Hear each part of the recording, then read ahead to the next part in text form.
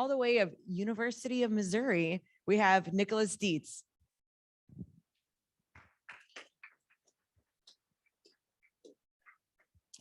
Thank you, and thank you for inviting me to speak. Today, so I'm a postdoc at University of Missouri, and today I want to talk about some of the work I did during my doctorate under my former advisor, Kristen Blue, where we were characterizing the impact that the E1 family of genes has on reproductive timing in soy. Oh. So I can control it now? No. Oh, okay. So this is a snapshot of the molecular mechanisms that control the transition to flowering in response to photoperiod. So in soybean, there are two phytochrome A molecules encoded by E3 and E4, and these perceive different wavelengths of light, and their signaling entrains the circadian clock complex, and that's what enables the plant to perceive different day lengths. And so when early in the season, when days are long, a transcription factor called E1 is expressed, and that sits on the promoter of key florigen genes and prevents their expression. Once days shorten past a particular threshold, then E1 is suppressed, and that allows for the floral transition to occur. The US is divided into these different maturity groups, and soybean varieties are adapted to one maturity group, and growing the appropriate or variety adapted to the appropriate maturity group for your location is, of course, critical for optimizing yield. Breeders select for different maturity groups by selecting for allelic combinations predominantly at 3 different genes, so E1, E2, and E3. And I won't talk about E2 or E3 for the rest of this talk, but I will ask you to remember these 2 alleles of the E1 gene. So when E1 is functional, that confers late flowering, and that's typically grown in varieties that are adapted to southern maturity groups. And then there's a partially functional allele called E1AS, and this confers earlier flowering, and that's typically grown in more northern maturity groups. There are 2 paralogs of E1 in the genome, so those are just sister genes, copies of the E1 gene, and those are called E1 like A and E1 like B. And other reports by other research groups have shown that these genes function similarly to E1 in that they delay flowering in response to long days. However, those have typically been conducted in either greenhouse studies or under artificial light conditions. And so one of the objectives for this study was to evaluate the impact that those genes have on reproductive timing in natural photoperiod regimes. So what happens when we actually grow them out in the field? And so in order to do that, we identified mutant alleles of E1 like A and E1 like B, and developed recombinant inbred line populations from fixed for those alleles. And then we scored those for days to flower and days to maturity. And then as well, we assessed whether the natural variation may have contributed to expansion of soybean to different latitudes. We identified a natural variant in the E1 like A gene from among a panel of resequenced accessions from this group in China.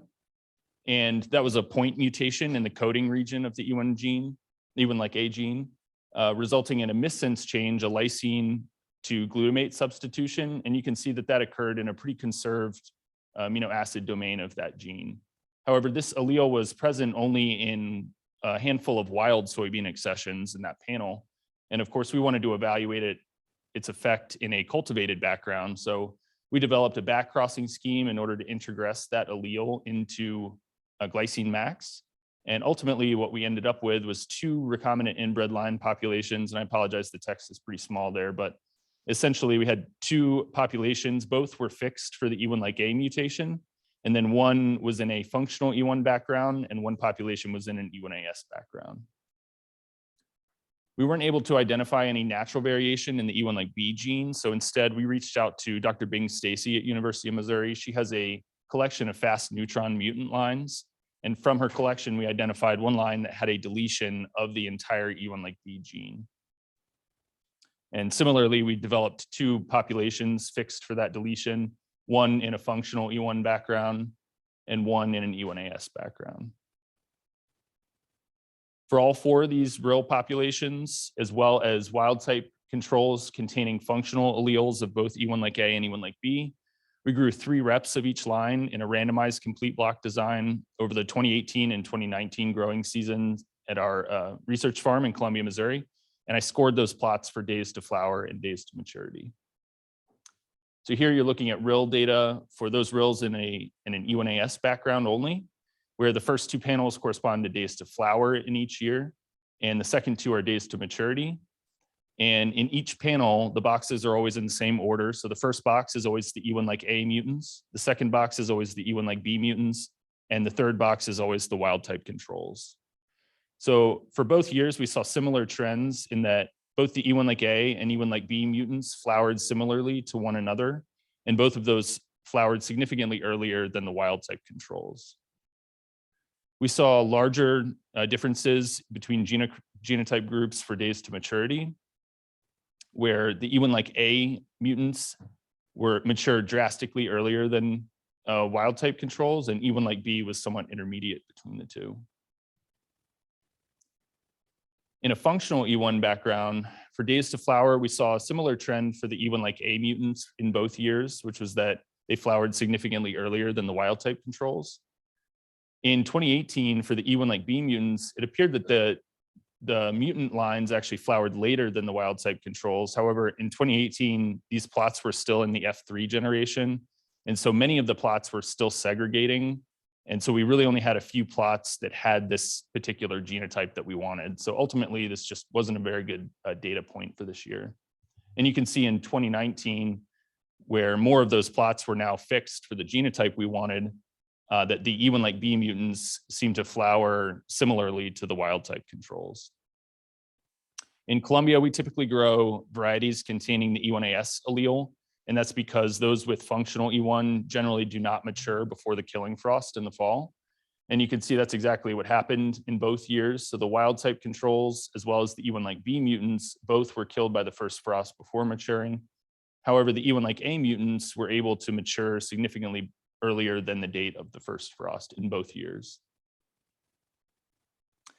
Next, we wanted to know for that natural variant of E1 like A, whether it may have contributed to expansion of soybean to different latitudes. And so first, I analyzed wild soybean accession. So I pulled all of the wild soybean glycine soja from this resequencing panel. I pulled their genotypes for E1 and E1 like A. And then we also genotyped an additional 92 wild soybean accessions at these 2 genes from the GRIN. And here I've plotted each of those accessions according to their latitude and longitude coordinates of where they originated from, and they're colored by genotype. So we can see that the accessions adapted to southern latitudes have functional alleles of both E1 and E1 like A. And then in northern latitudes, accessions typically contain the E1 like A mutation. And it's really only in the far north that we ever see the E1AS mutation in wild soybean. And this box plot is just a plot of the distribution of this data in box plot form. So you can see those distributions are significantly different from one another. I wanted to do the same sort of analysis for North American cultivars. However, there weren't very many cultivars in that North American cultivars in this panel of resequenced accessions. So instead, I identified 2 SNPs from the SNP 50K array that were in high LD with the causal mutations for the E1 and E1 like A gene. And we call those proxy SNPs in our lab. They're just a good proxy for the actual genotype. And this allowed me to expand the analysis to all of the North American cultivars that had been genotyped using this 50K array. And what you can see is similarly to wild soybean, cultivars adapted to southern latitudes had functional alleles of both of these genes. However, unlike wild soybean, cultivars adapted to northern latitudes typically had the E1AS allele. And it's really only in certain places in Canada or the far northern latitudes of the US where we ever even see the E1 like A mutation. So pretty rare in North America. We also collaborated with Carrie Miranda here at NDSU in order to genotype the E1 like A gene in several of her specialty breeding lines for tofu and natto. And what we found was that none of the tofu lines had the E1 like A mutation, but almost all of the natto lines did. And that was kind of surprising to us. It's at odds with what I just showed you from the North American map on the previous slide. And so in order to investigate that further, I pulled all of the accessions either cultivated glycine max or wild glycine soja from the GRIN that had the E1 like A mutant haplotype according to that proxy SNP. And I plotted a histogram of their country of origin. And what you can see is that Japan has really selected highly for this E1 like A mutation. And that kind of explains why we see that allele in such high frequency in natto lines, which natto is of course derived from Japan. So just to summarize briefly, I think today I showed that mutations in both E1 like A and E1 like B confer earlier flowering and maturity in an E1AS background. However, when E1 is functional, the E1 like B gene appears to have little or no effect. As well, it looks like the natural variant of E1 like A has contributed substantially to the expansion of wild soybean to more northern latitudes, but has not really played much of a role in North American cultivar development.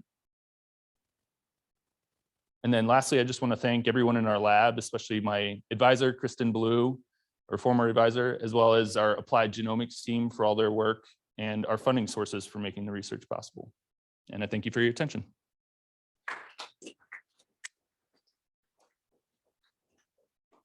Any questions? I assume that you guys haven't had a chance to do any yield studies, but can you speculate on if you think that E1 like A allele could be beneficial or negative towards yield gains? Yeah, so at least in Colombia, in our environment in Colombia, I would think it would be a disadvantageous genotype. It tends to shorten the reproductive cycle. At least that's what our data showed. Oh, really? That's right. Well, compared to using E1AS. So it kind of explains why breeders have selected for the E1AS allele. Like you get this nice long reproductive period, and presumably that confers higher yield. But it might be interesting to at least evaluate those lines in more northern production environments, like in North Dakota. So yeah. Great, thank you.